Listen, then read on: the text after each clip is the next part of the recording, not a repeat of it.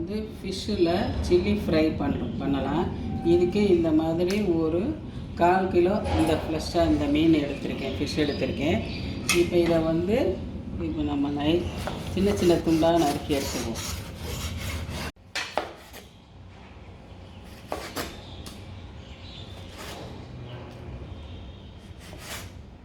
அங்கே இந்த மீனை இப்படி நறுக்கி துண்டு போட்டு வச்சுக்கோங்க. இந்த மாதிரி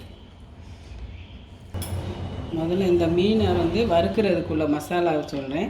இப்போ 1 ஸ்பூன் இஞ்சி பூண்டு paste, 1/2 spoon garam masala powder, 1/2 spoon மிளகு பொடி, 1 ஸ்பூன் நல்லா நிறைய மிளகாத்தூள், தனி மிளகாத்தூள். உங்களுக்கு உரப்பு வேணால் அதுக்கு ஏற்ற மாதிரி போட்டுக்கோங்க. இது 1 ஸ்பூன் எடுத்திருக்கேன்.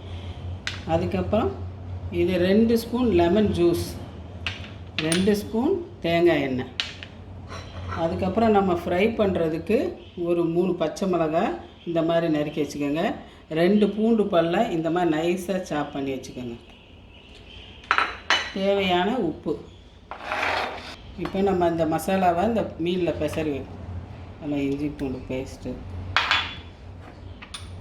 தனி மிளகாய், லெமன் ஜூஸ், கரம் மசாலா பொடி, இந்த மிளகுத்தூள், தேவையான அளவு உப்பு போட்டு கலந்துக்கணும்.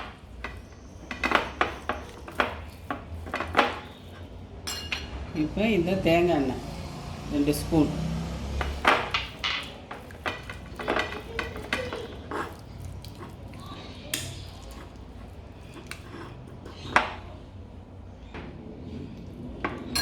பாருங்க. இப்போ எல்லாத்தையும் கலக்கியாச்சு, உப்பு போட்டாச்சு.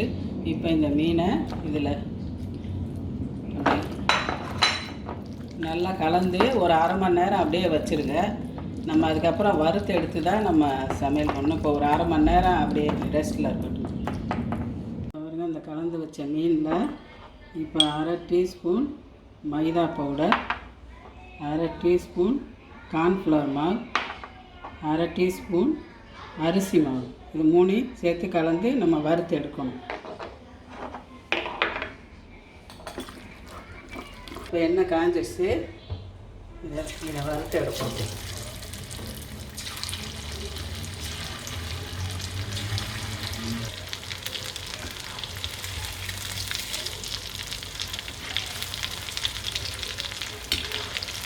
இப்படி வறுத்து எடுத்து வச்சுக்கோங்க.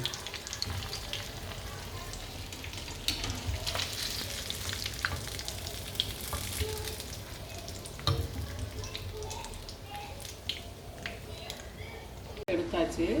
இப்போ இதை வந்து சில்லி போட்டு இதை கொஞ்சம் ஒரு 2 ஸ்பூன் அளவு எண்ணெய் ஊற்றிடணும். இந்த எண்ணெய் காஞ்சோன்னா இந்த வெள்ளை பூண்டு துருவினதை போடணும். அடுத்து இந்த பச்சை மிளகாய், இந்த கொஞ்சம் கருவேப்பிலை இதை போடணும். இவங்க இந்த கருவேப்பிலை பச்சை மிளகாயெல்லாம் வதங்கிடுச்சு, வெள்ளை பூண்டுலாம். இப்போ இந்த மீனை, வறுத்து வச்ச மீனை போடணும்.